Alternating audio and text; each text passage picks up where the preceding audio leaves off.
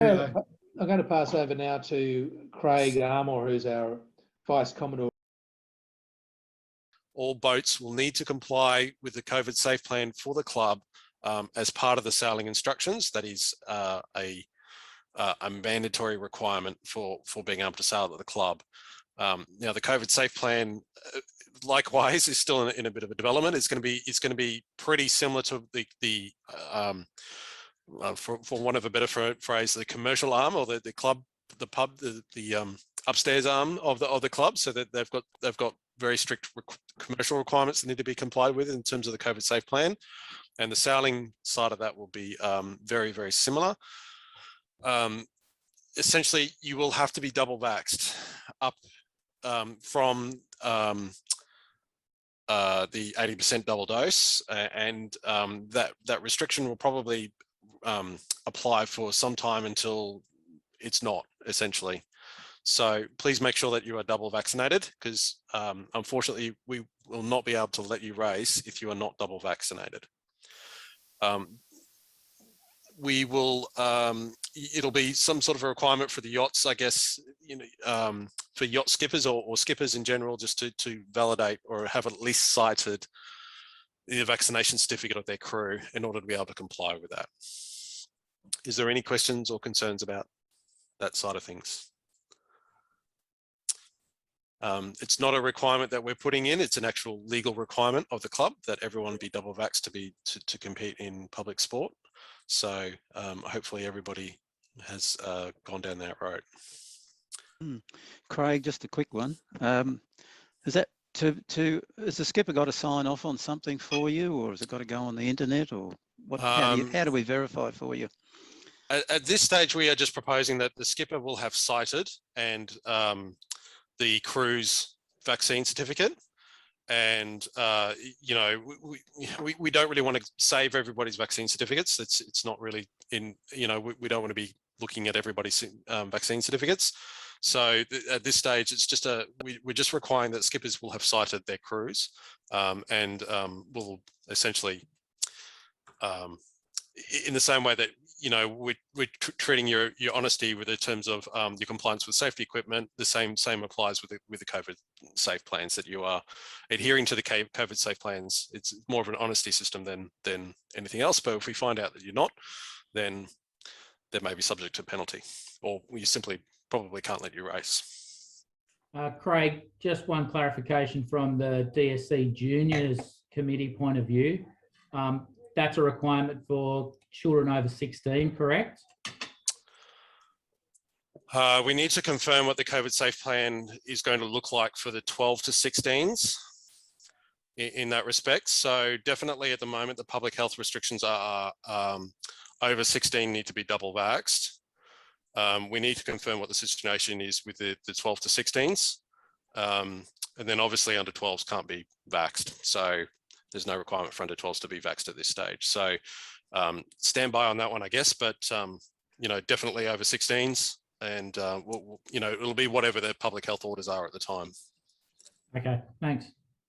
Can I just add that the requirement to be double vaxxed applies to volunteers and spectators as well. So it's sort of all encompassing in terms of anyone involved in the sailing activities.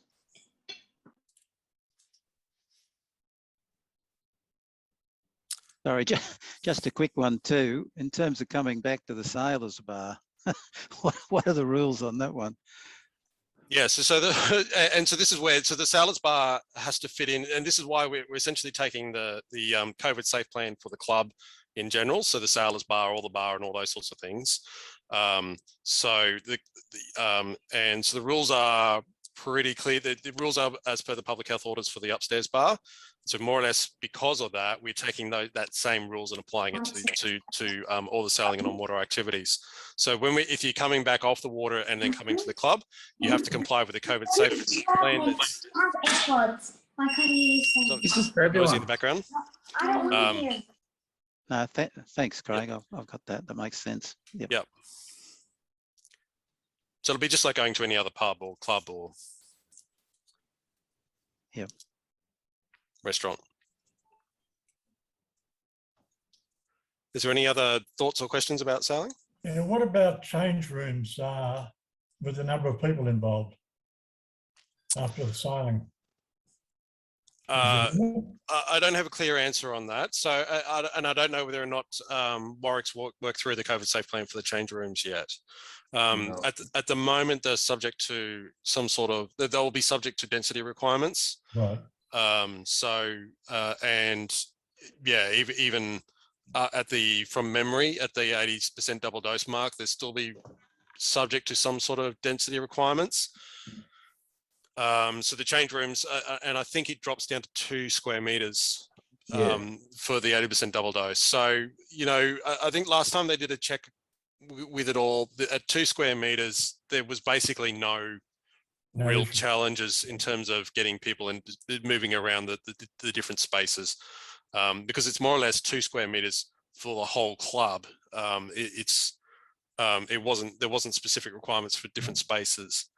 Although, you know, that may be different this time.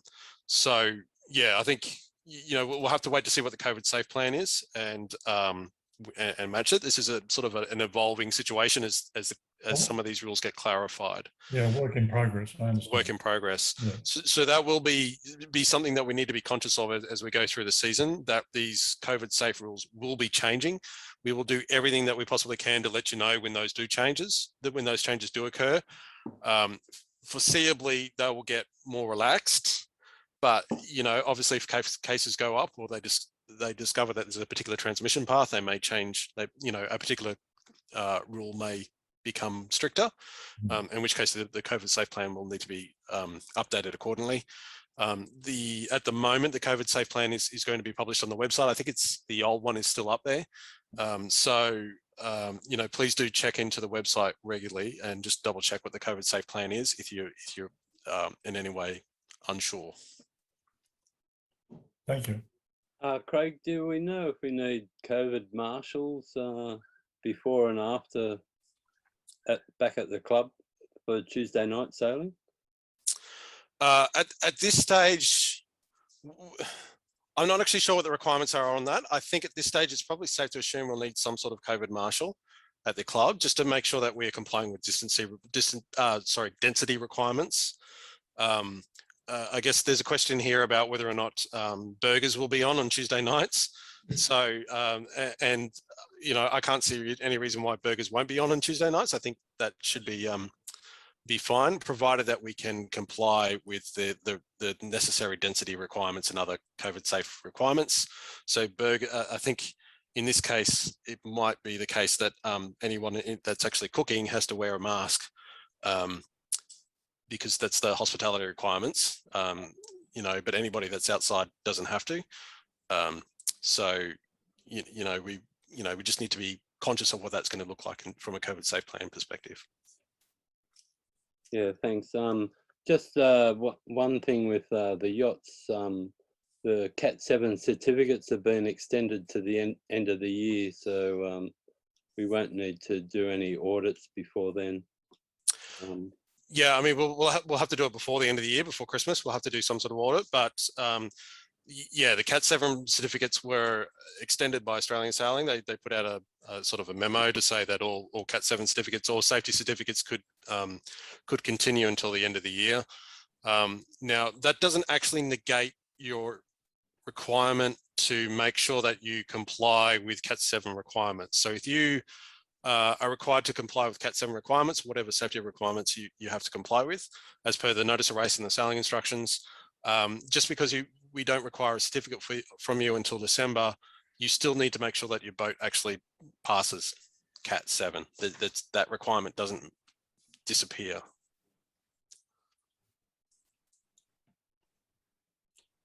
Is there any other questions?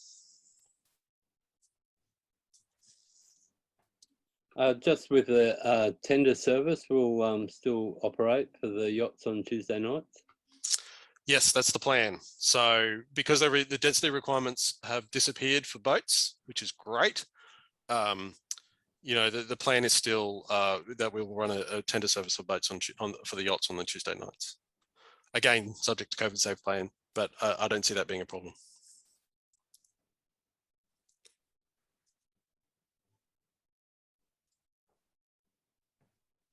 Sounds like answered all the questions, Craig. Yep, silence. It's always good. That's always a good question. I like silent questions. Okay, thanks, Craig. All right, thanks very much, everyone. Cheers. So we've now had our safety briefing, and Craig's let us all know what the arrangements are for heading into sailing, which is fantastic. I'm really looking forward to getting out on the water.